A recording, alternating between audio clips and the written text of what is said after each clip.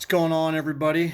I finished Thrive last week, and I've been meaning to make a book report on it. Thrive is written by Arianna Huffington, and I was given this book at the HPX conference, and I am not a huge fan of the Huffington Post and Arianna Huffington, so when I got this book, I was like, okay, I'm not going to judge this book by the cover. I'm going to read it because it was given to me for a reason. And there are no politics in this book whatsoever. And I would say this is an excellent book. I learned a lot about Miss Huffington. This is a book about wellness, about how to thrive in your life, the importance of sleep. And not only like a lot of self-help books are they just tell you what you need to do, but she tells you how to do these things, how to implement, and then she gives you examples of how it's impacted her life. So from her perspective.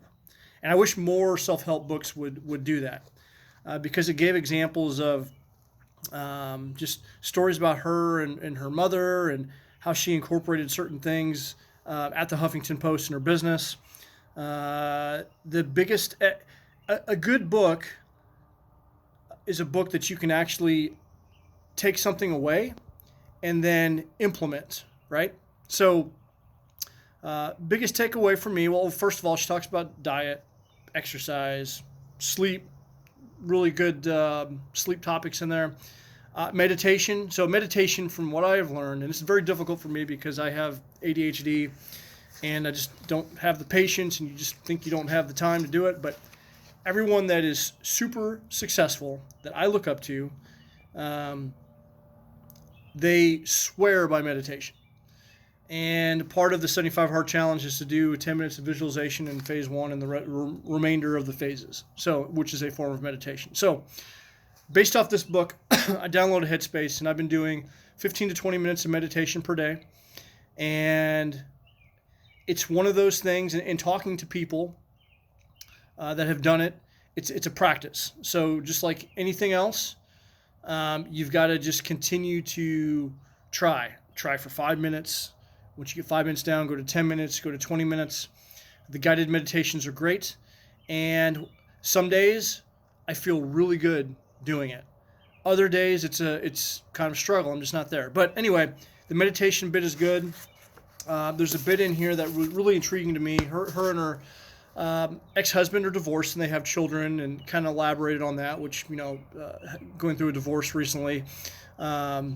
It was good because it talked about having, there are a lot of people that are going through a divorce or have been divorced that have children, and there's still a lot of resentment. But at the end of the day, the marriage failed. Neither person is a bad person. It's just the marriage failed. You can hold that resentment, and then ultimately your kids ultimately pay the price for it, or you can put that resentment aside and be the bigger person, right? So they still go on like an annual family trip, and they do some big holidays together as a family, even though that they're no longer married, and they put the resentment aside, which I thought was really cool. And then at the very end of the book, there are a lot of great resources in here. So everything that she's talked about, like volunteering, trying meditation, trying sleep therapies, there's a bunch of references in the back of the book. So I found this is just a very helpful book, and I would just recommend it to anyone that's seeking self-improvement. I've been painting, so apologize for my fingers. So this is definitely an excellent book that I've kind of earmarked and marked up, and I'm going to continue to reference it.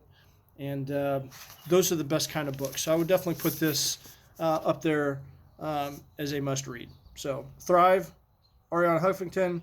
It looks backwards because my phone is backwards, but that's all right. You get the gist. You can find it. And, put it on your reading list. Love to hear what your thoughts on it. All right, see ya.